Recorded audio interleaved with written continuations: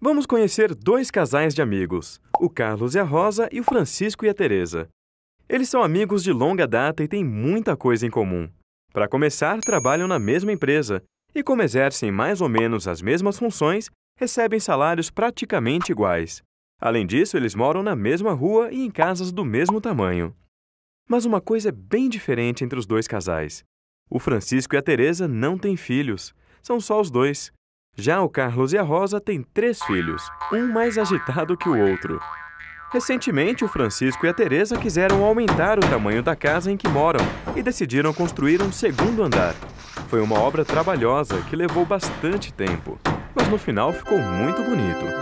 O Carlos e a Rosa, quando viram o resultado, pensaram na hora que deviam fazer o mesmo. Afinal, já era tempo de arrumar mais espaço para as crianças. Mas quando fizeram as contas, que pena! O dinheiro que ganhavam não era suficiente. Mas como então Francisco e a Teresa conseguiram aumentar a casa se o salário deles é o mesmo do Carlos e da Rosa? Não é difícil responder, não é mesmo? O Carlos e a Rosa têm 3 filhos. As despesas deles são muito maiores do que as do Francisco e da Teresa. Eles têm gastos que os vizinhos não têm, como a escola, por exemplo. E outros gastos pesam mais no orçamento, como o supermercado, a luz, o gás.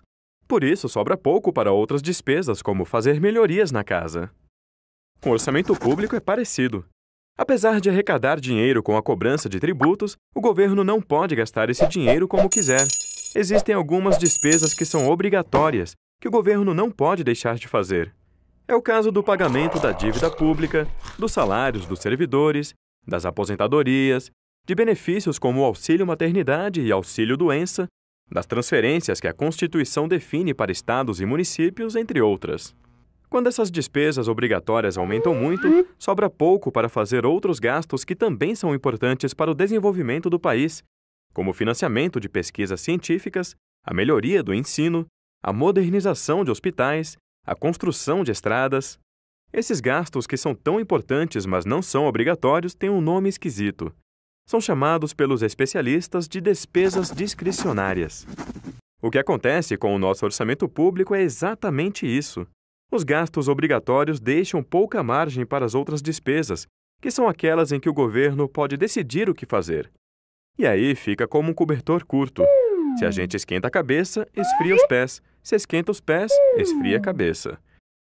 Para aumentar esse cobertor, ou seja, para ampliar as despesas discricionárias e investir na infraestrutura do país, é importante calibrar bem as despesas obrigatórias e garantir a aplicação eficiente e eficaz dos recursos que sobram. Porque se isso não for feito, a alternativa que resta é cobrar mais imposto.